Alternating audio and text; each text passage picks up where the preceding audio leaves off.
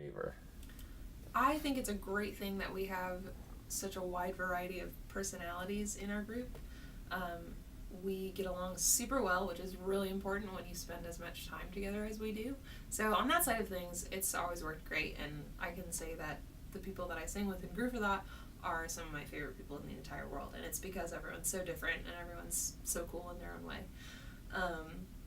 In terms of just being diverse with what we're capable of and what our skill sets are, that's extremely helpful because, you know, Stephanie is a graphic designer, which is obviously very useful to us, and so we get free graphic design because one of our members has that skill set. Or, you know, we obviously have arrangers in the group, which is very helpful also. We have very organized people, very organized personalities that really help us out when some of our less organized personalities kind of drop the ball on some stuff, so that's really helpful. Everyone has their own thing that they're good at, and it makes us very successful as a team, I think.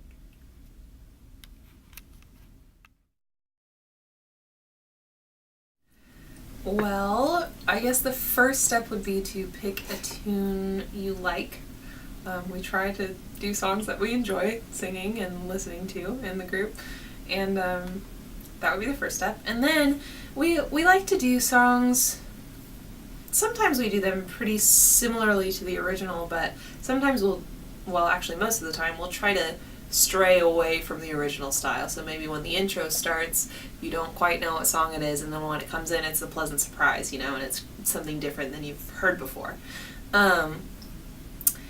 I guess pick a tune, and then changing the feel of a tune is usually one of the quickest ways to make it a drastic change. Like we do How Sweet It Is, James Taylor, you know, you've heard it, I'm sure. And we've changed it a lot, but I think now we do it with an Afro-Cuban feel, which is completely different than any version that anyone else has ever done.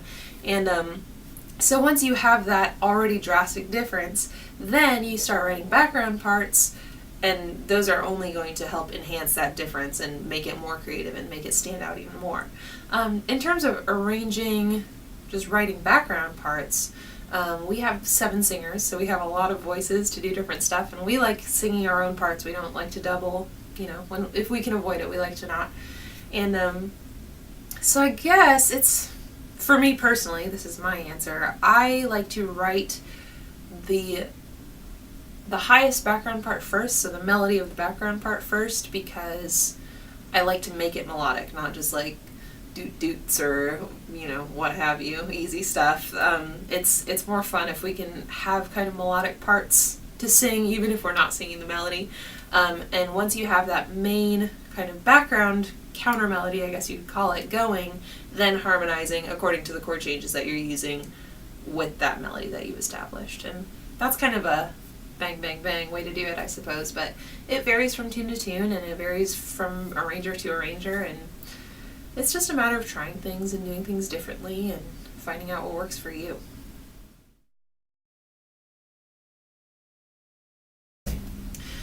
We've gone to a lot of jazz festivals this year, and so we've gotten to see a lot of vocal jazz groups from different areas, which is always super cool. We're from the Northwest, obviously, and so we are exposed to a lot of Northwest style vocal jazz, which is great.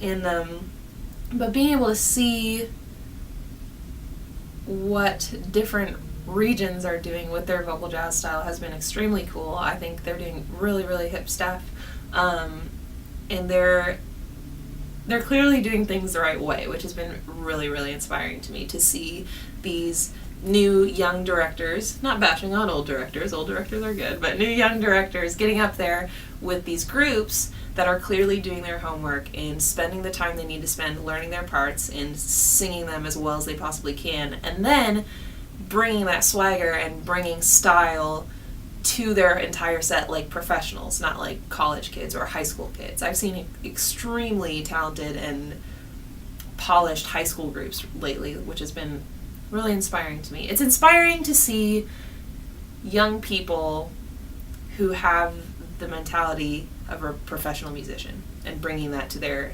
educational groups.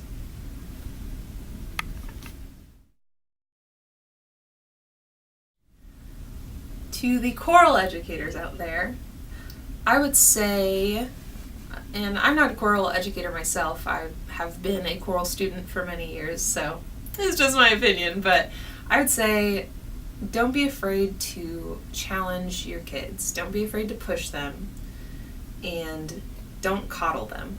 They're there because they're passionate about music, and even if they're feeling lazy or whatever, just challenge them to be the best they can be at all times, and constantly be pushing them, because they'll grow from it, you'll grow from it, and you'll have a much better experience as an ensemble and as a team. I would say to students, be receptive to criticism and be receptive to the challenges that may come with your group and may come with your part or your charts or your director. Just immerse yourself and be as fully involved as you can, because otherwise, why are you doing it? You're there to get better, and you have to have a mentality that's going to allow you to get better. So push yourself and be ready to push yourself and have fun doing it.